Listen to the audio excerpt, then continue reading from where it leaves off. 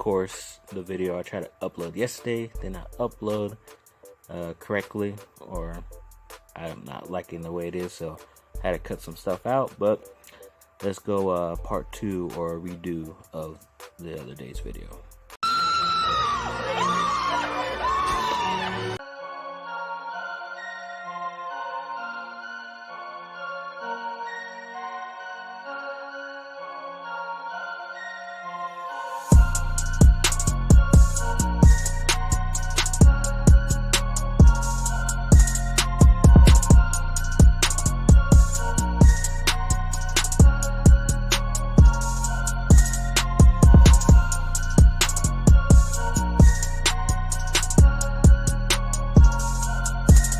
Going on, dudes and dudettes. So let me see if it makes a difference. Put this on a little bit more gringo, but all right. So USC definitely had a chance at getting one of my favorite players from high school this year, Chris Steele, because he was once again available after he decided to leave Florida over a personal incident I guess happened with the roommate. So only a week later, and he chooses Oregon, which sucks, but I guess that's just the way it goes. I'll have to see him the next 3 to 4 years, so I'm definitely not excited about that. But then in Chargers news, they re-signed their nose tackle Damian Square on the defensive side, so that's good. He's versatile. He could play inside, defensive end, also on the outside. They believe it's only a 1-year deal, and never know if they're still going to sign Sue or not. But even though they re-signed their own player in Square, they are projected to get a compository pick in next year's draft, which means the NFL will award them a pick because they haven't re-signed the same amount of players that had left in free agency. So right now they had 3 players leaving free agency, and they only signed 2 guys in the free agent market that weren't on their team in the year prior. So they have 1 spot, so basically they would get 1 pick, and it looks, depending if how good Tyrell Williams does in Oakland, it could be a 3rd or a 4th round pick.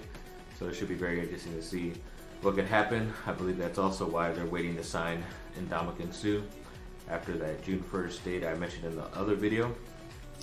But on to some Lakers news. Obviously this video will be backhanded with a bunch of Laker news, I'm pretty sure, but this one story came out that a lot of majority owners of the Lakers would want Jeannie Buss to step down from her position, especially if the Lakers don't do a lot better than they're doing the past couple years, but especially this next season upcoming.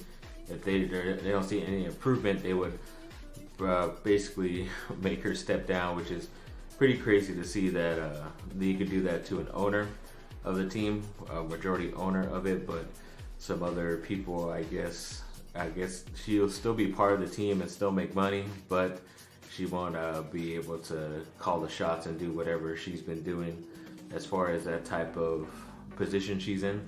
So that's going to be pretty crazy to see if that ends up happening after this year. And then the old Kobe trainer, I forgot her name, but she was definitely a guru for Kobe and a lot of the guys while he was there on the last part of his career, and did pretty good as a trainer. And luckily she's going to be coming back to the team after dealing with Markelle Fultz's shoulder injury, so I'm kind of happy about that. Hopefully she can keep our guys healthy. And a bit of USC high school recruiting news. So one of the top, if not the top running back in the whole US, Kendall Milton from California, is still considering USC. They're still in the mix, so that's always good to hear. And then also a wide receiver from Centennial, which is not that far away from where I'm at. His name is Gary Bryant Jr. USC made his top 10, so that's cool. And he's a pretty talented guy. He is a 4-star right now, could go up to a 5 depending on what he does.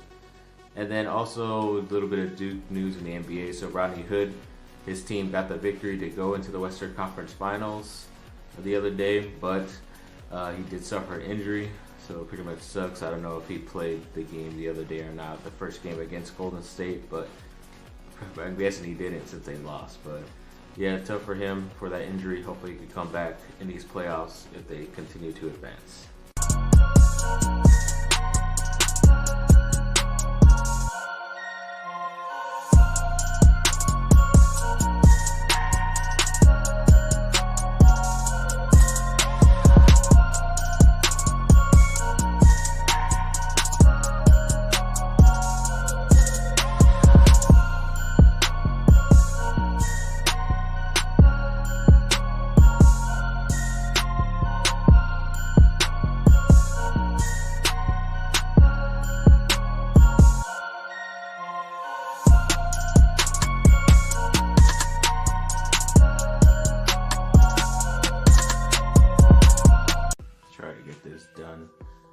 tonight so I can have this up for you guys.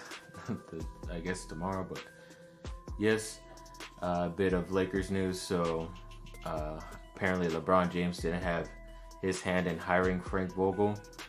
So it also led to some other news saying that basically Jason Kidd is like a shadow head coach and shadow guy to go report to Rob Pelinka and Jeannie Buss if anything goes wrong or if they should fire Frank Vogel, which kind of sucks. But I don't think he is, and I don't think Frank Vogel would have been that desperate just to get back into coaching, even though nobody was really interviewing him at the moment that we know of. But I still think he's a good enough coach, especially on the defensive side, and having Kidd there for the offensive side as well could help out balance everything. And who knows, the Lakers might need to have a two-coach system when it comes to coaching LeBron. That's just how it has to come down, especially with LeBron and younger players. But LeBron says he won't demand a trade. Obviously, he has no option anyways because the Lakers can trade him if they wanted to. And that's why the theory went out of them trading LeBron James to Philadelphia for Ben Simmons, which is pretty crazy.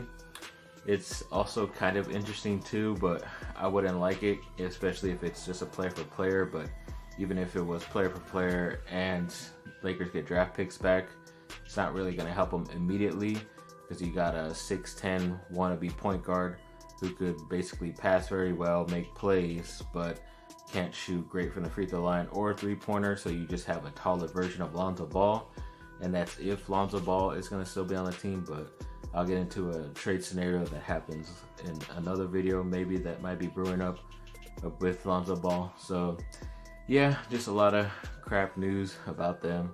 A lot of random stuff again, but we'll see how this goes. Then there was also that cool slam cover of Zion Williamson saying the future instead of Back to the Future on it. It's really cool. Then a quote from Blake Griffin saying that he's going to be a monster. Obviously, he's getting a lot of comparisons to Blake Griffin when coming from college to NBA. Hopefully, he can develop a shot, especially from the three-point line like Blake Griffin has. And then also some other news came out that he said in that interview that if he really had the opportunity, he would have came back to Duke for another year just because it's different to him. It's not just about going to the NBA right away. It was a brotherhood and being with his fellow teammates and the teammates that are there right now, not only the other guys that left also with him, but he just knew he had to do it for his family. And obviously, since it looks like he might be going to a certain place that doesn't have any taxes, it might be good for him. Might have been a good decision for him in the end, but we'll even see if he ends up there. But yeah, a lot of good news coming for him.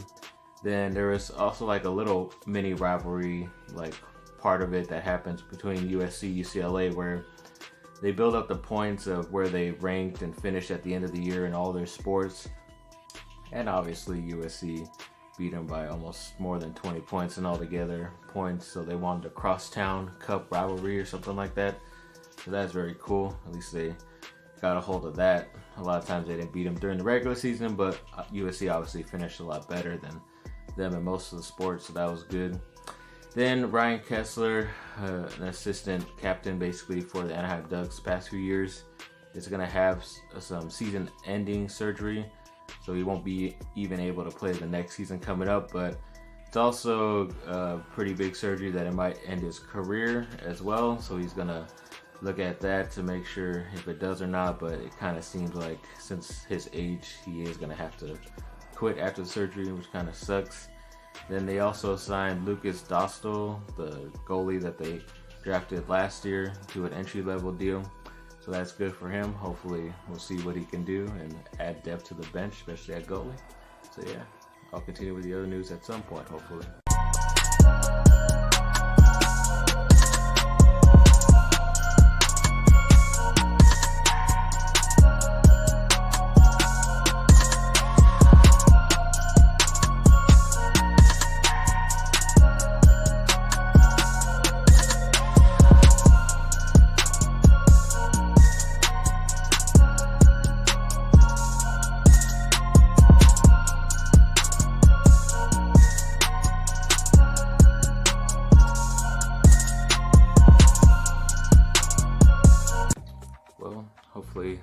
video isn't too out of order once again. But yes, the other day, the Lakers, well, we'll first start off with Duke news. So Zion Williamson is obviously the #1 pick, and the New Orleans Pelicans somehow got the #1 pick. It's pretty crazy. And yeah, it's just working out for them. Obviously, that's only if Anthony Davis really wants to stay or not. Kind of still looks like he wants to get traded no matter what, but they obviously have the choice of where to send him, and they just know they already have Zion Williamson, a once-in-a-lifetime generation type of guy. Lakers were close. They had a 4th pick, but more Duke news. So both Cam Reddish and RJ Barrett, they're projected. I believe Barrett's going to go to New York, and Reddish will be going to Minnesota, according to this projections from CBS. But they also said that maybe RJ Barrett and Zion Williamson can play again on the same team, and it would most likely be in New Orleans, because one of the destinations that Anthony Davis would have wanted would have been the New York Knicks, and they have the #3 pick. So if they draft RJ Barrett, maybe give up another player or 2 future draft picks for Anthony Davis, then it's probably a logical trade, especially if you already know Anthony Davis isn't going to re-sign with New Orleans.